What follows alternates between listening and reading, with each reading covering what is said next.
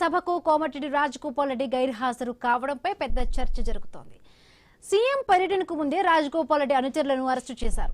CM సభలో నిరసన తెలుపుతారన్న ప్రచారంతో పోలీసులు చర్యలు తీసుకున్నారు.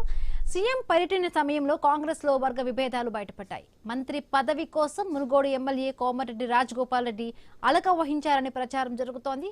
ప్రభుత్వం సీఎం టార్గెట్ గా తరచూ రాజగోపాల్ రెడ్డి సంచలనమైన వ్యాఖ్యలు చేశారు. సీఎం రేవంత్ తో మరింత దూరం పెరిగిందా? మునుగోడు ఎమ్మెల్యే కోమటిరెడ్డి రాజగోపాల్ రెడ్డి దారిటు అన్న ప్రశ్నలు ఉత్పన్నమవుతున్నాయి. ఇక నల్గొండ సీఎం రేవంత్ సభకు కూడా కోమటిరెడ్డి రాజగోపాల్ రెడ్డి గైర్హాజరు కావడం గతంలో కూడా వంశీ దీనికి సంబంధించి కూడా అంటే కోమటిరెడ్డి రాజగోపాల్ రెడ్డి సీఎం రేవంత్ రెడ్డి ప్రభుత్వం పైన కానీ సీఎం రేవంత్ రెడ్డి పైన చాలా వరకు కూడా విమర్శలు చేసిన పరిస్థితి ఉంది. గతంలో ఆయన అంటే ఏదైతే కూడా అంటే కాంగ్రెస్ ప్రభుత్వం ఆయనకి పార్టీలోకి వచ్చినప్పుడు కూడా కొంత ఒక హామీని ఇచ్చింది. బట్ ఆ హామీని నిలుపుకునే నేపథ్యంలో కూడా వరుసగా ఆయన ఎలా విమర్శలు చేస్తూ ఉన్నారు. ఈ నేపథ్యం నల్గొండ సభ జరిగినప్పుడు కూడా చూసాం. చాలా వరకు కూడా అక్కడ సీఎం రేవంత్ సభకు చాలా మంది జనాలు కూడా రానట్టుగా కూడా కొంత కథనాలు వచ్చాయి సోషల్ మీడియాలో. ఈ నేపథ్యంలో కొంత అక్కడ స్థానికంగా ఉన్న నేతలకి కాంగ్రెస్ లో కొంత వర్గ విభేదాలు ఉన్నట్టుగా కూడా కొంత సిచ్యువేషన్ కనిపిస్తోంది. సో ఓవరాల్ గా కూడా వంశీ ఎట్లా అర్థం చేసుకోవాలి దీనికి సంబంధించి కూడా ఈ రేవంత్ రెడ్డికి అలాగే కోమటిరెడ్డి రాజగోపాల్ రెడ్డికి మధ్య మరింత దూరం పెరిగింది అనుకోవాలా? హిమబిందు, మీరు చెప్తున్నట్టుగా నల్లగొండ సభతో కాంగ్రెస్ లో జోష్ నిండుతుంది అనుకుంటే ఒక రకంగా వర్గ విభేదాలు రచ్చకెక్కాయని చెప్పాలి. సో ఎక్కడైనా సీఎం సభ జరుగుతుంటే ప్రతిపక్ష నాయకుల్ని అరెస్ట్ చేయడం చూస్తాం, కానీ సొంత పార్టీ నేతల్ని నిన్న అదుపులోకి తీసుకున్న పరిస్థితి కనిపించింది. మీరు చెప్తున్నట్టుగా ఇక రాజగోపాల్ రెడ్డి వ్యవహారం అనేది మొదటి నుంచి కూడా కాంగ్రెస్ అధిష్టానానికి ఇటు రేవంత్ కు కూడా తలనొప్పిగా మారిందనే చెప్పాలి. రకరకాల అంశాలు తెరపైకి వచ్చాయి. ఇటీవల కొన్ని కీలక వ్యాఖ్యలు కూడా చేశారు రాజగోపాల్ రెడ్డి. ఇక నాకు మంత్రి పదవి అవసరం లేదంటూ చెప్తున్నా ఆయన మనసంతా కూడా ఆ మంత్రి పదవి చుట్టూనే తిరుగుతుందనేది కూడా యథార్థమే. అయినప్పటికీ సీఎం ఇటీవల తేల్చి చెప్పారు, ఇప్పట్లో మంత్రివర్గ విస్తరణ లేదు అని చెప్పి. ఎప్పుడు మంత్రివర్గ విస్తరణ ఉంటుంది అని టాక్ వినిపించినా ముందుగా వినిపించే పేరు, విమర్శలు ఎక్కువగా కనిపించేది కూడా రాజగోపాల్ రెడ్డి నుంచే కనిపిస్తూ ఉంటాయి. సో అటువంటి రాజగోపాల్ రెడ్డి నిన్న సీఎం సభకు గైర్హాజరు అవ్వటం అనేది ఇప్పుడు పెద్ద ఎత్తున చర్చనీయాంశం అవుతుంది. సో సూటిగా స్పష్టంగా తన వైఖరేంటో చెప్తున్న రాజగోపాల్ రెడ్డి నిన్న సీఎం సభకు రాకపోవటం, అందులోనూ మునుగోడు ఎమ్మెల్యేగా ఆయన ఉన్నారు, ఆయన కానీ ఆయన అనుచరులు కానీ ఎక్కడా కూడా అక్కడకు రాలేదు. సో ముందే రానని చెప్పారా? రకరకాల అంశాలు తెరపైకి వచ్చాయి. సో కాంగ్రెస్ అధిష్టానం ఏం చేయబోతుంది అనేది కూడా ఇప్పుడు ఒక రకంగా చర్చకు దారితీసింది. కానీ రాజగోపాల్ రెడ్డి అంటే నిన్న ఒక రకంగా గుత్తా సుఖేందర్ కి సంబంధించి కానీ అక్కడున్న డిసిసి చైర్మన్ కి సంబంధించి కానీ అనేక అంశాలు, ప్రోటోకాల్ వివాదాలు తెరపైకి వచ్చిన వేళ ఇక ఒక ఎమ్మెల్యేగా ఉండి రాజగోపాల్ రెడ్డి సీఎం సభకు హాజరు కాకపోవటాన్ని ఎలా చూడాలి? ఏం జరుగుతోంది కాంగ్రెస్ అధిష్టానం? ఇది ఒక ధిక్కార స్వరంగానే మనం భావించాల్సి ఉంటుందా అనే అంశాలు కూడా కనిపిస్తున్నాయి. ఇదే అంశానికి సంబంధించి మనతో మాట్లాడేందుకు తెలంగాణ బ్యూరో చీఫ్ కిరణ్ సిద్ధంగా ఉన్నారు. కిరణ్, నిన్న మొత్తంగా సీఎం సభ అయితే జరిగింది, కానీ సభతో జోష్ నింపాలనుకున్న కాంగ్రెస్ అధిష్టానానికి కానీ సీఎంకి కానీ కొత్త తలనొప్పులు ఎదురయ్యాయి. ఓ రకంగా స్థానిక నేతల నుంచి పెద్ద ఎత్తున విమర్శలు వ్యక్తమయ్యాయి, నిరసనలు వ్యక్తమయ్యాయి. సొంత పార్టీ నేతల్ని అరెస్ట్ చేయాల్సిన పరిస్థితి వచ్చింది. ఎలా చూడొచ్చు అంటారు? ఏంటి అసలు రాజగోపాల్ రెడ్డి వ్యవహార తీరు ఎలా ఉంది? వంశీ, ఎప్పుడు కాంట్రవర్సీ వార్తలతో హాట్ టాపిక్ అయ్యేటువంటి కోమారెడ్డి వ్యవహారం మరోసారి ఆయన వ్యవహారం హాట్ టాపిక్ గా మారిన పరిస్థితులు కూడా మనం చూస్తా ఉన్నాం. నిన్న నల్గొండలో ముఖ్యమంత్రి రేవంత్ రెడ్డి సభలో కూడా కోమారెడ్డి రాజగోపాల్ రెడ్డి గైర్హాజరు కావడం ఇప్పుడు పొలిటికల్ సర్కిల్లో తీవ్ర చర్చకు తెరలేపిందని కూడా చెప్పొచ్చు. ఆయన గైర్హాజరు కావడంతో పాటు ఆయనకు సంబంధించినటువంటి అనుచరులను అరెస్టు చేయడం కూడా ఇప్పుడు చర్చనీయాంశంగా మారింది, ఆసక్తికరంగా మారినటువంటి పరిస్థితులు కూడా మనం చూస్తా ఉన్నాం. ఎందుకంటే కోమటిరెడ్డి రాజగోపాల్ రెడ్డి మొదటి నుంచి కూడా మంత్రి పదవిపై ఖండేశారు. ఆయన ఎన్నో కూడా పెట్టుకున్నారు. జూన్ లాస్ట్ వీక్ లో మంత్రి చివరి కేబినెట్ విస్తరణ ఉంటుందని భావించారు. ఆ కేబినెట్ విస్తరణలో భాగంగా తనకు మంత్రి పదవి ఖాయమైనటువంటి ధీమాతో కూడా ఆయన ఉన్నారు. కానీ తాజాగా కూడా ఇప్పట్లో మంత్రివర్గ విస్తరణ ఉండదనేటువంటి సంకేతాన్ని ఇప్పటికే ముఖ్యమంత్రి ఇచ్చినటువంటి నేపథ్యంలో కోమటిరెడ్డి రాజగోపాల్ రెడ్డి తీవ్ర నైరాశ్యంలో ఉన్నట్టు కూడా తెలుస్తా ఉంది. అందుకే నిన్నటి సభకు కూడా ఆయన హాజరు కాలేదనేటువంటి చర్చ కూడా వినిపిస్తుంది. ఇప్పుడు కోమటిరెడ్డి వ్యవహారం అయితే ఇప్పుడు కాంగ్రెస్ పార్టీలో తీవ్ర చర్చకు కూడా తెరలేపుతున్నటువంటి పరిస్థితులు మనం చూస్తా ఉన్నాం. ఆయన సభకు ఎందుకు రాలేదు అన్నటువంటి దానిపై కూడా రాజకీయ విశ్లేషకులు కూడా కొన్ని ఆసక్తికరమైనటువంటి వ్యాఖ్యలు కూడా చేస్తా ఉన్నారు. ఎందుకంటే కోమటిరెడ్డి రాజగోపాల్ రెడ్డికి పార్టీకి దూరంగా ఉన్నారనేటువంటి సంకేతాలు కూడా ఇప్పుడు కనబడతా ఉన్నాయి.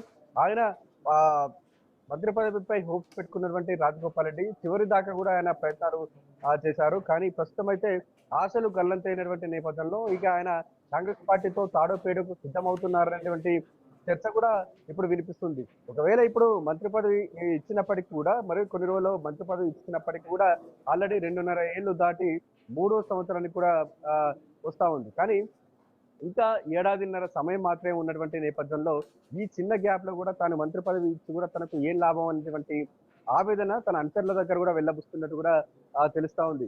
ఆ నేపథ్యంలోనే ఆయన నిజంగా కాంగ్రెస్ పార్టీలో ఉంటారా మరి ఇంకేమైనా పక్క చూపులు చూస్తున్నారా అనేటువంటి చర్చ కూడా ఇప్పుడు తాజాగా వినిపిస్తుంది. ఎందుకంటే నిన్నటి సభకు సంబంధించి కూడా నిన్న సభలో ఆయన హాజరు కాకపోవడం, ఆయన అనుచరులను టార్గెట్ చేయడం వంటి పరిణామాలు చూస్తుంటే కోమరెడ్డి రాజగోపాల్ రెడ్డిని పార్టీ అధిష్టానం దూరం పెట్టిందా, లేదంటే రాజగోపాల్ రెడ్డి పార్టీకి దూరం అవుతున్నారా అనేటువంటి రకరకాల చర్చలు అయితే వినబడతా ఉన్నాయి. ఆయన చాలాసార్లు కూడా పార్టీని ప్రభుత్వాన్ని ప్రశ్నించినటువంటి పరిస్థితులు కూడా మనం చూసాం. ఎందుకంటే ఆయన బీజేపీలో ఉన్న సమయంలో బీజేపీ నుంచి కంబ్యాక్ కాంగ్రెస్ పార్టీలో కంబ్యాక్ అయ్యేటువంటి సమయంలో కూడా తనకు మంత్రి పదవి ఇస్తారని హామీ ఇచ్చారని కూడా ఆయన చాలాసార్లు చెప్పడం జరిగింది. ఆ తర్వాత భువనగిరి ఎంపీ ఎన్నికలకు సంబంధించి కూడా మరోసారి మంత్రి పదవి అంటే కాంగ్రెస్ పార్టీ భువనగిరిలో కాంగ్రెస్ పార్టీ గెలిస్తే కనుక ఎంపీ స్థానంలో గెలిస్తే కనుక తనకు మంత్రి పదవి ఖాయమని మరోసారి చెప్పినట్టు కూడా తెలుస్తాను. అంటే హామీ ఇచ్చేటువంటి సమయంలో ఫ్యామిలీ ఈక్వేషన్స్ కావచ్చు, సామాజిక ఈక్వేషన్స్ అప్పుడు గుర్తుకు రాలేదా, ఇప్పుడే ఎందుకు గుర్తుకొస్తున్నాయి అనేటువంటి ఒక ప్రశ్నను కూడా హైకమాండ్ ముందు ఇచ్చినటువంటి పరిస్థితులు మనం చూస్తా ఉన్నాం. ఆ నేపథ్యంలోనే నిజంగా ఆయనకు మాట ఇచ్చి మాట తప్పారనేటువంటి ఆవేదన కలిగిస్తున్నటువంటి నేపథ్యంలో ఆయన కిరణ్ ఇక్కడ ఇంకొక అంశాన్ని కూడా మనం మాట్లాడుకోవాలి. సో కోమటిరెడ్డి రాజగోపాల్ రెడ్డి కవితకు సంబంధించి కొన్ని కీలక వ్యాఖ్యలు చేశారు. తండ్రిని పట్టుకొని అలా మాట్లాడటం ఏంటి? సో ఆయన రాజకీయ గురువే కాదు, తెలంగాణకు సంబంధించి కూడా ఆయన ఒక ఉద్యమకారుడు. సో అటువంటి వ్యక్తిని పట్టుకొని కవిత మాట్లాడిన మాటలను కూడా ఆయన తప్పుపెట్టిన పరిస్థితి. సో ఏంటి, ఏమైనా బీఆర్ఎస్ వైపు చూసే అవకాశాలు ఉన్నాయనుకోవచ్చా కోమటిరెడ్డి? మీరు అన్నట్టు కోమటిరెడ్డి రాజగోపాల్ ఇటీవల కవితను టార్గెట్ చేస్తూ కూడా వ్యాఖ్యలు చేశారు. అదే క్రమంలో కూడా కేసీఆర్ పై కూడా చాలా సానుభూతి కూడా వ్యక్తం చేశారు. ఎందుకంటే కేసీఆర్ అంటే చాలా పెద్ద ఉద్యమకారుడు. కేసీఆర్ లేనిదే తెలంగాణ సాధ్యం ఎలా అయ్యిందనేటువంటి ప్రశ్నలు కూడా ఆయన సంధించడం జరిగింది. అలాంటి ఉద్యమకారుని పట్టుకోవాలి అంటే తండ్రినే గౌరవించలేని కవిత ఇంకా రాజకీయాల్లో ఎలా రాణిస్తుందనేటువంటి విషయాన్ని కూడా ఆయన ప్రస్తావించడం జరిగింది. అంటే ఓవరాల్ గా చూస్తే కేసీఆర్ తో ఎప్పుడు గతంలో కూడా ఆయన అన్నారు తనకు మంత్రి పదవి వస్తే తను హోంమంత్రి పదవి కనుక హోంమంత్రి పీఠంలో కనుక కూర్చుంటే ముందుగా కేసీఆర్ నే అరెస్ట్ చేస్తానంటూ కూడా చెప్పినటువంటి రాజగోపాల్ రెడ్డి మా తర్వాత కూడా కేసీఆర్ పై చాలా సానుభూతి చూపించడం జరిగింది. అంటే ఈ పరిణామం చూస్తుంటే నిజంగా ఆయన బీఆర్ఎస్ వైపు ఏమన్నా చూస్తారా అని కూడా చర్చలు కూడా పరిస్థితులు అయితే ఉన్నాయని చెప్పచ్చు. కానీ మొత్తంగా చూసుకున్నట్టయితే నిన్నటి పరిణామంతో కూడా ఆయన కాంగ్రెస్ పార్టీతో తాడోపేడ తేల్చుకోవడానికి సిద్ధమవుతున్నట్టు కూడా మనకు స్పష్టంగా తెలుస్తా ఉంది. Right, thank you Kiran. So ఇదే అంశానికి సంబంధించి మనతో మాట్లాడేందుకు బీఆర్ఎస్ నేత రామూర్తి గారు ఉన్నారు. రామూర్తి గారు, గుడ్ ఆఫ్టర్నూన్. అండి. ఏంటి, ఎలా చూస్తున్నారు సీఎం సభను? సభా వేదికగా నల్లగొండకు మంచి చేయడాన్ని జీర్ణించుకోలేకపోతున్నారా? మూసి ప్రక్షాళన ఎవరాపినా ఆపే ప్రసక్తే లేదు. అసలు ఎందుకు ప్రజాప్రభుత్వం వద్దనుకుంటున్నారు? రేషన్ కార్డులు ఇచ్చినందుక, లేదంటే ఇందిరమ్మ ఇళ్లు నిర్మిస్తున్నందుక? 2.5 ఏళ్లలోనే ఎన్నో సంక్షేమ పథకాలు చేసాం, ఇక రాబోయే రోజుల్లో కూడా ఇచ్చిన హామీలన్నీ నెరవేరుస్తున్నాం. సో అటువంటిది మాపై అనవసరంగా అక్కసు వెళ్ళగక్కుతున్నారు. సో గత బీఆర్ఎస్ ప్రభుత్వం ఏం చేసింది ఏంటి, ఎందుకు అసలు మళ్ళా బీఆర్ఎస్ ప్రభుత్వాన్ని కోరుకోవాలి మనం? ప్రజాప్రభుత్వం ఏం తప్పు చేసిందని వద్దంటున్నారని కూడా నిన్న సభావేదికగా సీఎం మాట్లాడారు. ఎలా చూస్తున్నారు అంశాన్ని? ప్రజాప్రభుత్వం కాదండి, నియంత్ర ప్రభుత్వం. నియంత్రలాగానే మాట్లాడుతున్నాడు, కొంతమంది నియంత్రణలతో కూడా పోల్చుకుంటున్నాడు. అదే విధంగా నిన్న కూడా మాట్లాడిన తీరు కూడా క్లియర్ గా పండబెట్టి తొక్కుతా ఎవరు మాట్లాడతారండి? ఇప్పుడు ప్రజలలో ఒక నాయకుడు అనేవాడు, ముఖ్యమంత్రి అనేవాడు పరిపాలన మీద వాస్తవంగా ఏదైనా క్వశ్చన్ చేసినప్పుడు ఇతరుల మంత్రులను కానీ లేకపోతే ఇతరుల అయితే హైదరాబాద్ లో ఉన్న ఎమ్మెల్యేలను కానీ కూర్చొని పెట్టి మాట్లాడి అందరు నొప్పిస్తా అని చెప్పాలి. కానీ ఎవ్వడు దీన్ని అంగీకరించకపోతే అంటే నేను తీసుకున్న నిర్ణయమే తుది నిర్ణయం అంతే తప్ప ఎవ్వరిది నేను నమ్మను, ఎవ్వరు చెప్పినా నేను వినను. అదే విధంగా ఒక పెద్ద సీతయ్య తయారండి ఇక్కడ.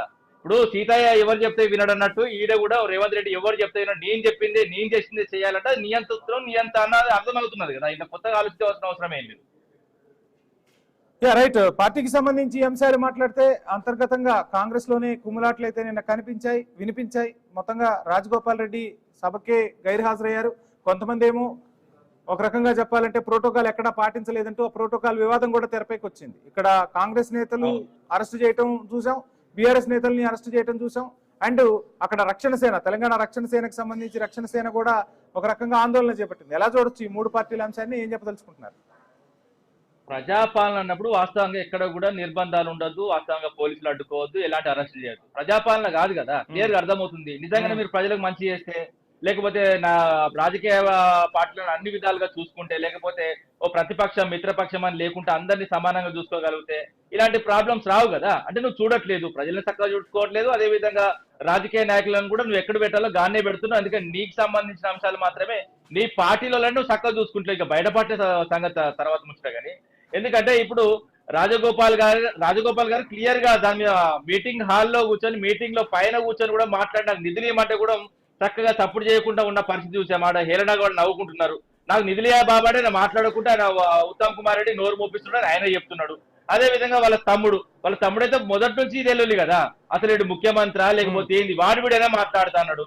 అదే విధంగా కంప్లీట్ గా, ఎందుకంటే ఒక నేను సీనియర్ నున్నా, నేనే కాబోయే ముఖ్యమంత్రి ఆయన ప్రకటించుకున్నాడు. ఇప్పుడు ఈయన 28 దాకా 34 దాకా ఈయనే ఉంటా అంటున్నాడు.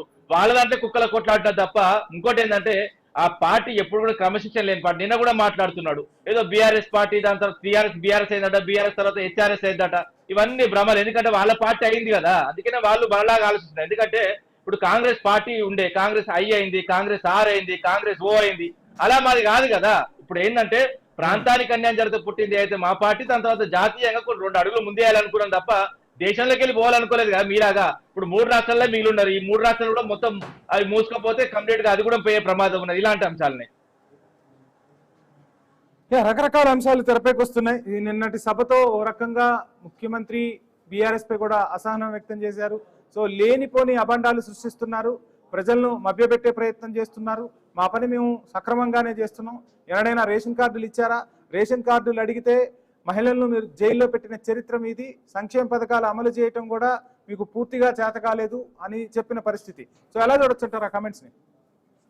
తప్పండి. 6,71,000 కార్డులు ఇచ్చినాము, వాళ్ళకి సంబంధించిన ఉత్తమ్ కుమార్ రెడ్డి అసెంబ్లీలో చెప్పిండు. ఇలాంటి మాటలు మాట్లాడదు, ఎందుకంటే అడ్డంగా దొరికిపోయింది. ఇప్పుడు మేము రేషన్ కార్డు ఇవ్వలేదు అన్నది అవాస్తవం.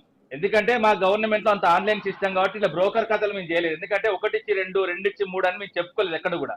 మేము ఇచ్చింది పక్కింటోనికి ఇచ్చింది, ఎదురుంటోనికి కూడా తెలియదు. ఆ విధంగా మేము చేసుకుంటూ పోయినాం. అదే తప్ప డబుల్ బెడ్రూమ్ కూడా లక్షల ఇల్లులు వంచింది. ఇప్పుడు హైదరాబాద్ చుట్టూ కనబడతలేవా, జిల్లా కేంద్రంలో కనబడట్లేదా? ఇప్పుడు ఏదైతే మొన్న వీళ్ళు కూలగొట్టినవి కూడా ఎక్కడ పంపుతున్నారండి? ఇప్పుడు వీళ్ళు ఏదైతే కొంతమంది కూలగొడుతున్నారు కదా, నిర్వాసులు చేసిన వాళ్ళు ఎక్కడ పంపుతున్నారు? డబుల్ బెడ్రూమ్లకే పంపుతున్నారు. సో మేము చేసినప్పుడు డబుల్ బెడ్రూమ్లు ఇచ్చినాం, మేము రేషన్ కార్డ్స్ ఇచ్చినాము. వీళ్ళు వచ్చి ఎందుకంటే ఇప్పుడు దొంగ అని అరుస్తున్నట్టు వీళ్ళు చేయట్లేదు మమ్మల్ని బదనామేయడం. ముఖ్యంగా మా పార్టీ లేకపోతే వీళ్ళకి అస్తిత్వం లేదు. తెల్లారిస్తే మా పార్టీ గురించే. ఇప్పుడు మీరు వచ్చింది దేనికి? 6 గ్యారెంటీలు అమలు చేస్తామని. 6 గ్యారెంటీలు అడిగితే కదా గత ప్రభుత్వం మా ప్రభుత్వం కాదనే కదా మీ ప్రభుత్వాన్ని కూర్చోబెట్టింది. మీ ప్రభుత్వాన్ని కూర్చోబెట్టిన తర్వాత మీరేం చేస్తా అన్నారు? మీ 6 గ్యారెంటీలు ఏంటి, 420 హామీలు ఏంటి, వాటి విషయం మాట్లాడు. 10 పాస్ అయితే ఇంత, ఇంటర్ పాస్ అయితే అంత, డిగ్రీ చేస్తే ఇంత, లేకపోతే పిహెచ్డీ చేస్తే అంత, ఇన్ని చెప్పింది కదా.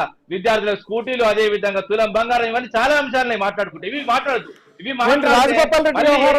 రాజగోపాల్ రెడ్డి వ్యవహారం తెరపైకి వచ్చింది. నిన్న ఆయన సభకైతే గైర్హాజరయ్యారు. ఆ తర్వాత రకరకాల అంశాలు వినిపిస్తున్నాయి. ఏమైనా రాజగోపాల్ రెడ్డి బీఆర్ఎస్ వైపు చూస్తున్నారా? వస్తే ఆహ్వానిస్తారా? ఇప్పుడు వీళ్ళ పార్టీలో సీనియర్ల పరిస్థితి చూడండి. ఎందుకంటే పార్టీని పట్టుకొని ఏడ్చున్న పరిస్థితి. కొన్నాళ్ళ లక్ష్మయ్య గాని, మొన్న జీవన్ రెడ్డి గాని, ఇప్పుడు ఈ అంశం గాని, ఇలాంటి అంశాలు ఈ ముగ్గురు గాని అవమానపడ్డోళ్ళు. ఆ పార్టీలో సీనియర్లు, పార్టీని పట్టుకొని ఉన్న వాళ్ళు ఎప్పటికైనా వాళ్ళకి ఏడుపై మిగులుతుంది. కాంగ్రెస్ అంటే కన్నీళ్లు, అదే ప్రజలకు కన్నీళ్లు మస్తారు, అలా ఉన్న నాయకులకు కన్నీళ్లు మస్తారు. ముఖ్యంగా ఏంటంటే పివి నరసింహరావు చూస్తున్నాం. తెలంగాణ అంటే వాస్తవంగా వీళ్ళకి ఇష్టం ఉండదు. ఇష్టం ఉంటే గిన్ని ఎందుకు, గిన్ని హత్యలు ఎందుకు చేస్తారు, ఇంతమంది ఏం చంపరు.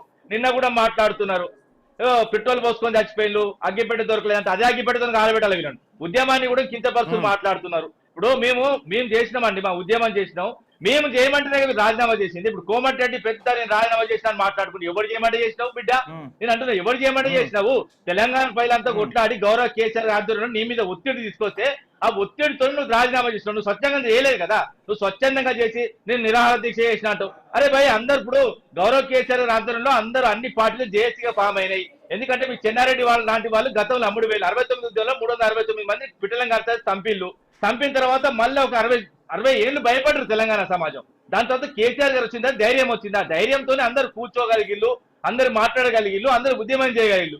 ఇలాంటి పిరికి పందలు అదే విధంగా రాజీనామా చేయమంటే జాక్కున్న ఈ వాస్తవంగా చెప్పాలంటే ఈ కాంగ్రెస్ నాయకులు మాట్లాడితే అంతేందుకండి పివి నరసింహరావుకు 6 అడుగుల నేల ఇవని కురువృద్ధులు వీళ్ళు మాట్లాడితే ఎట్లా అండి? వీళ్ళు వాళ్ళ అంశాలు వాళ్ళకుంటే రామూర్తి గారు నిన్న తెలంగాణ రక్షణ సేన సభా వేదిక వద్దకు వెళ్లి నిరసన వ్యక్తం చేసింది. నల్గొండలో రోడ్లపై కూర్చొని కూడా వాళ్ళు నిరసన వ్యక్తం చేశారు. ప్రధాన ప్రతిపక్షం ఉన్న బీఆర్ఎస్ మాత్రం అంత పాత్ర ఎందుకు పోషించలేకపోయింది?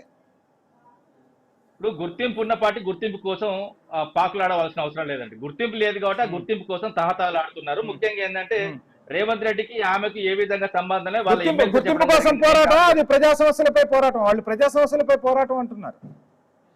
ఎక్కడండి ఏ ప్రజా సమస్య అంటే కొట్లాడింది వాళ్ళు? ఒకటి చెప్పండి, 2-3 చెప్పండి. నిన్న సీఎం సభకు సంబంధించి సీఎం ఇచ్చిన హామీల గురించి మేము ప్రశ్నించాం. బీఆర్ఎస్ మాత్రం ప్రశ్నించలేకపోయింది. బీఆర్ఎస్ ఇంట్లో కూర్చుంటే మేము రోడ్డు మీదకి వచ్చి ధర్నాలు చేసాం, సీఎం సభకు నిరసన వ్యక్తం చేశామని వాళ్ళు చెప్తున్న పరిస్థితి. రాష్ట్ర వ్యాప్తంగా ఇప్పుడు మేము ప్రతిపక్షంలో ఉన్న కాంచెల్లి మొత్తం చూడండి, మా కొట్లాటైంది, మధ్యలో పుట్టిన ఈ పార్టీ కొట్లాటైంది. ఇప్పుడు నేను సూటిగా అడుగుతున్నా, కవిత గారిని క్లియర్ గా వాళ్ళ ఎమ్మెల్సీ చెప్పిండు రేవంత్ రెడ్డి, అదే విధంగా కవిత గారు 34 కంపెనీలు ఒకటే ఇంట్లోకి వెళ్ళి ఉన్నాయన్నారు. మరి దాని మీద సమాధానం చెప్పారే? ఇప్పుడు ఏదో నేను కొట్టినట్టు చేస్తాను, వరిసినట్టు చేయి, అదే విధంగా నేను ఎట్లా చెప్తే అట్లా చేయాలి అంతే తప్ప. కానీ ఇప్పుడు ప్రతిపక్ష పాత్ర నేను పోషిస్తానని నువ్వు అనుకోవడం కాదు, జనాలు అనుకోవాలి. నువ్వు నీ స్వప్రయోజనం కోసం, నీ వ్యక్తిగత అవసరాల కోసం ఆమె క్లియర్ చెప్పింది కదా, నా పర్సనల్ పరిస్థితి లేకపోతే నా వ్యక్తిగత సమస్య. నీ వ్యక్తిగత సమస్యను జనాల మీద ఎందుకు నాకు అర్థమైతే లేదు. నీ పార్టీ పెట్టుకున్నావు, ఆ పార్టీ పెట్టుకొని నీ ఎజెండా ఏంది, కథ ఏంది, కాకపోతే గట్ల ముందుకు పోవాలి తప్ప ప్రతిపక్షాలలో ఉన్న పార్టీలను ఒక ప్రధాన ప్రతిపక్షంగా మాకు 1.8 మాకు వాళ్ళకి తేడా. ఇంకోటి ఏంటంటే మా ఎమ్మెల్యేలు కానీ, మా మంత్రులు కానీ, లేకపోతే మా మాజీ మంత్రులు కానీ, లేకపోతే మాకు సంబంధించిన గౌరవ కేటీఆర్ గారు కానీ, హరీష్ రావు గారు కానీ ఆ కొట్లాడ అంటారు. ఈ కొట్లాడని కాదు, ఇది కమిట్మెంట్ తీసుకుని కొట్లాట. ఎందుకంటే ఈ రోజు మీరు ఇక్కడ రాండి, లొల్లి పెట్టండి, దాని తర్వాత మిమ్మల్ని అరెస్ట్ చేస్తాం. అంతేందుకండి ఒక టీవీ ఛానల్ మీద కవిత వాళ్ళ సంబంధించిన వాళ్ళు దాడి చేసిండు, వాళ్ళ మీద కేసులు ఉండవు, ఇంతవరకు ఒక్కటి కూడా ఫైల్ చేయలేదు. అదే విధంగా మా వాళ్ళు ఒక ఛానల్ మీద పోతే అందరి మీద కేసులు అయినాయి. అంటే ఎవరికి దోస్తానన్నది క్లియర్ గా అర్థమవుతుంది అంతే తప్ప. కానీ ఏదో కళ్ళకు గంతలు కట్టినంత మాత్రం నిజాలు అబద్ధాలు నిజాలుగా. ముఖ్యంగా ఏంటంటే న్యాయ దేవతకు కూడా మొన్న కళ్ళకు గంతలు తీసేసిండు.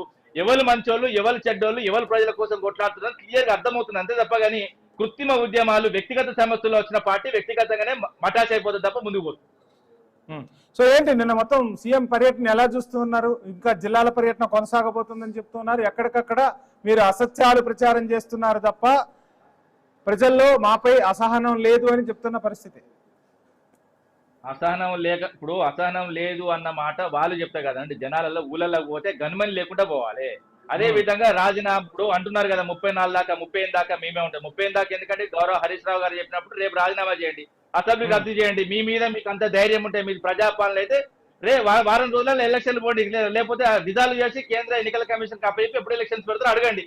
అడిగిన తర్వాత నిజంగానే మీరు ప్రజాప్రభుత్వం అయితే మీరు ప్రజలకి ఏమి చేసినట్టు గెలుస్తారు. అప్పుడు నిజంగా చెప్తున్నా, అప్పుడు మేము ఒప్పుకుంటాం అంతే తప్ప. కానీ తాపకోసారి వ్యక్తిగత దూషణ మళ్ళీ కూడా నిన్న కూడా మాట్లాడిన మాటలు ఒక ముఖ్యమంత్రి స్థాయిని మర్చిపోయి ఒక పిచ్చోడ్లాగా మాట్లాడడం రేవంత్ రెడ్డికి చెల్లింది. అదే విధంగా ముఖ్యమంత్రి ఎవడో గుర్తుపడతలేడు అక్కడ ఉన్న వాళ్ళు కూడా. ఎందుకంటే ఆ స్పీకర్లు కూడా లేకపోతే ఇతర యాంకర్లు కానీ లేకపోతే ఇతర మంత్రులు కానీ ఆయన పేరే ప్రస్తావనకు తీసుకొస్తలేరు.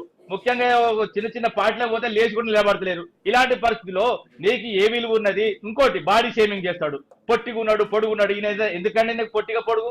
ఈయనకి ఏమన్నా సెలక్షన్ కమిటీ ఆయనకి ఏమన్నా వేరే ఆలోచనలు ఉన్నాయా? లేకపోతే నేను తేడానా? మనుషులను పట్టుకొని పొట్టుకున్నావు పొడుగున్నావు నీకు ఏం సంబంధం? పొట్టుకుంటేది పొడుగుంటేది, దీనికి ఏం సంబంధం? రాజకీయాల్లో పొడుగుతూ ఉంటుందా? ఇప్పుడు గాంధీ ఉన్నాడు, నెహ్రూ ఉన్నాడు, ఇతర నాయకులు ఉన్నారు, నువ్వు కూడా పొట్టుకున్నావు కదా. మరి నిన్న కూడా రాజగోపాల్ రెడ్డి బీఆర్ఎస్ వైపు చూస్తే ఆహ్వానిస్తారా? ఏం జరగబోతుంది?